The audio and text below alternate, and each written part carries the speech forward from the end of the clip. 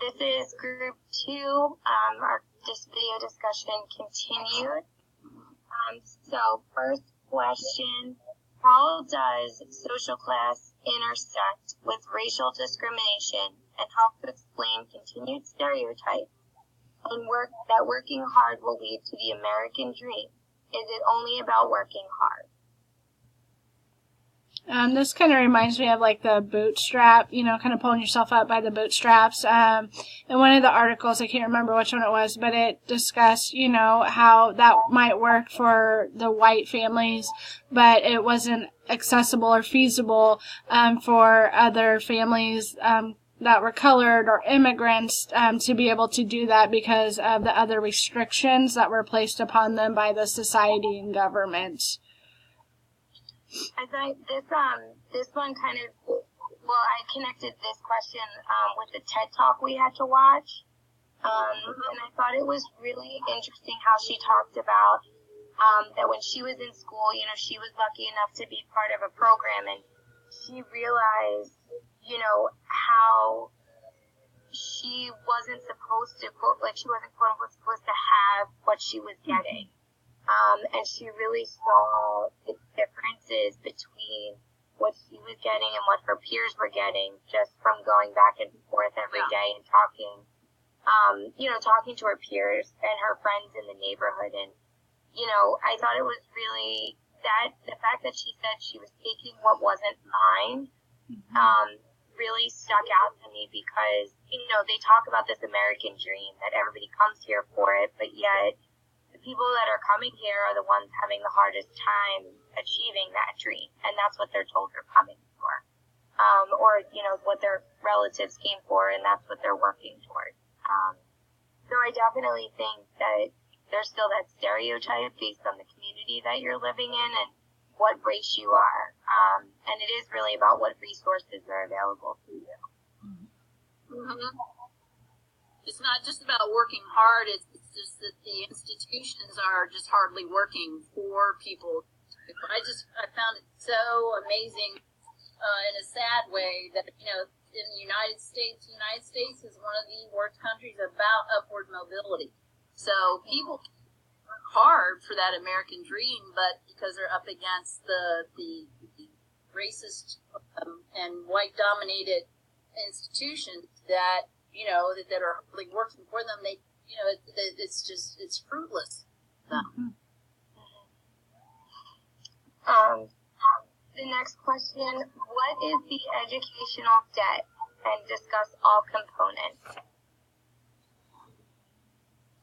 So, I think that the last question really leads into this question, where it's the educational debt is everything that low-income students, particularly students of color, immigrant students, etc., are not getting. They're not getting the best teachers. They're getting uncertified teachers, or Teach for America teachers. They're getting facilities that are not updated. They're not getting good curriculum. They're getting the scripted curriculum that we talked about earlier. It's this huge debt in what they're promised by the idea of institutionalized state-run school and what they're actually getting, which leads to the achievement gap. I think it's like this reciprocal relationship where the educational debt is creating achievement gap and kind of like a vice. Mm-hmm. So as long as we have one, we will have the other.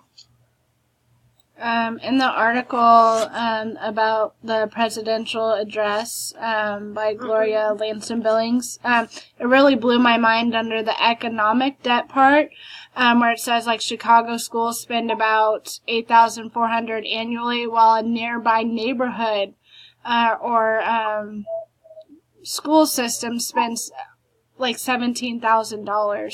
That whole paragraph just goes on, and that just kind of blows my mind, just of where you live.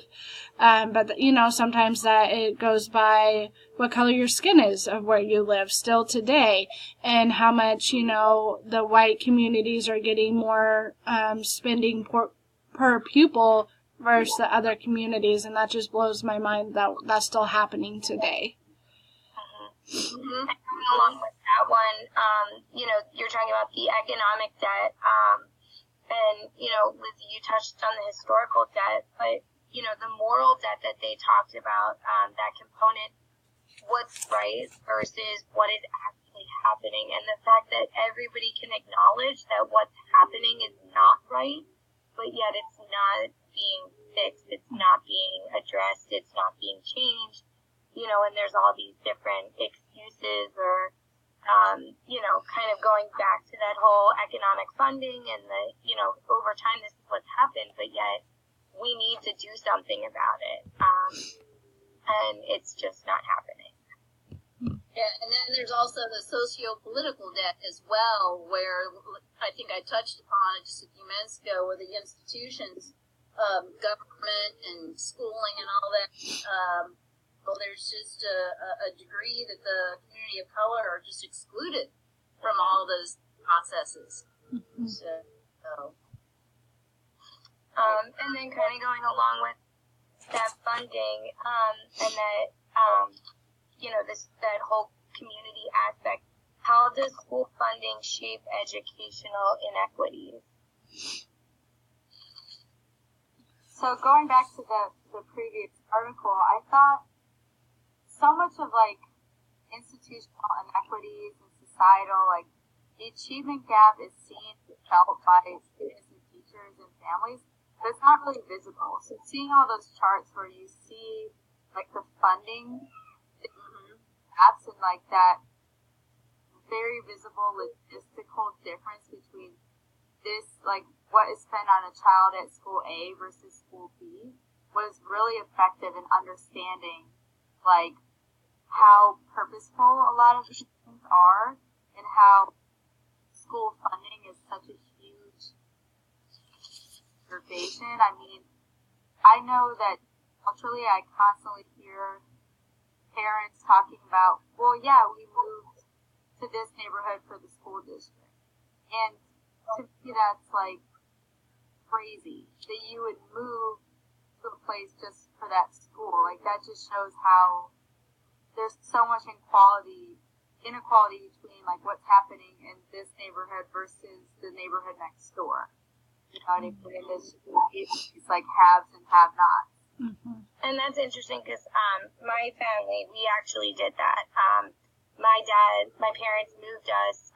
My dad was in education, so my dad moved us from one district to the next, and it was close. I mean, it was only a 20-minute drive away, but there were differences in the people that I would have gone to school with, and it's interesting because somebody from that district and that school actually is my best friend, and she's extremely successful. So, it's just, I think it's interesting to see that, and I wouldn't call my dad a racist in any way, and I wouldn't even, have really considered it until essentially taking this class where, you know what districts you want to send your kids to or not, mm-hmm. and yet, we as educators say, I say all the time, I wouldn't want my kids to go to school in Philadelphia because I know the districts up here are better, but yet I don't have anything against those, but I also know that there is that inequality between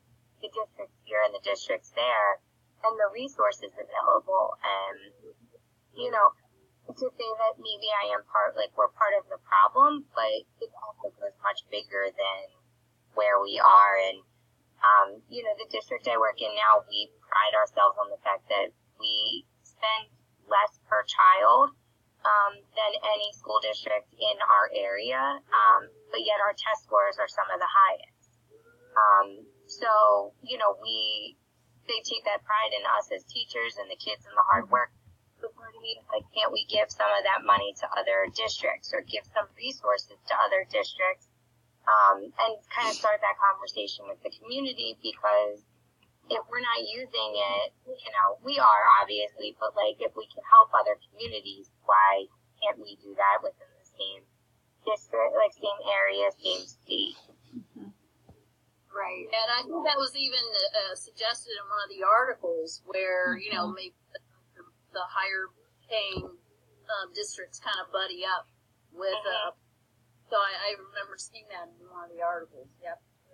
One of my, just a personal experience, I know at the school that I work at, it's in Johnson County, which is one of the richer, more affluent, high-class districts in the Johnson County area, and then we kind of butt up towards Kansas City and stuff. But like at the end of the school year, we have students dumping out their lockers and stuff into the hallway, and us teachers will go down the hallway and get like brand new packages of markers, crowns, backpacks, binders, whatever that still have the plastic on them. The kids are just throwing it in the bins, and we're like, no, like we can use those, and we take them and give them to like neighboring school districts, or even children that we know within our district who are below the poverty line and receiving, the free and reduced lunches and stuff, and hold those for them or give them to use the next school year, because the other kids just throw them out and just say, my parents will buy me brand new stuff next year.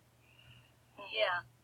We, in the district where I taught in Charlotte, North Carolina, because I was at, considered a urban inner city poor school, the district actually had a free teacher store where you could go to like office supply stores and Lowe's and all that stuff. They would donate materials like you were talking about, Jessica, and actually go and shop at this store and actually get free school supplies and stuff like that. So there's all kinds of ways to help those districts if possible. Okay. And the last question, recap the book, Waking Up. What can you learn from the book thus far? I think I can identify here a lot. Yeah, I mean, so can I. I think the book is a really good read. Her writing style is really relatable as a white female and someone who considers themselves to be liberal or progressive, and understanding you can't just use that as a blanket statement that you are doing the right thing or a good person, or as a non-racist. And unpacking and recognizing, like, not only your own racism, but how everything that you have is on the backs of someone else. Like, you have things because someone does not have it. And I think that was a huge, wake up for her and for me as well. It did make me think about, like, going to college and not going to grad school, and where I was able to move and live and, choose to work or choose to not work and focus on studying, and like just all these little privileges that, give me so much ability in life that other people couldn't dream of. And I don't know. So, yeah. Someone else. Yeah, it makes you look at it like, okay, I'm trying to fix. I always said I'm just trying to help and trying to fix, but there's so much more to it. And I love what you said on page 153. Do I have time? Yeah. Yep. Okay. On page 153, it says, how can racism possibly be dismantled until white people, lots and lots of white people, understand it is an unfair system, get in touch with the subtle stories and stereotypes that play in their heads, and see themselves not as good or bad, but as players in the system. Until white people trace the problem, the elephant is in the room. And I think that's so true. Anytime that tension is there. All right. I think we are good for the week.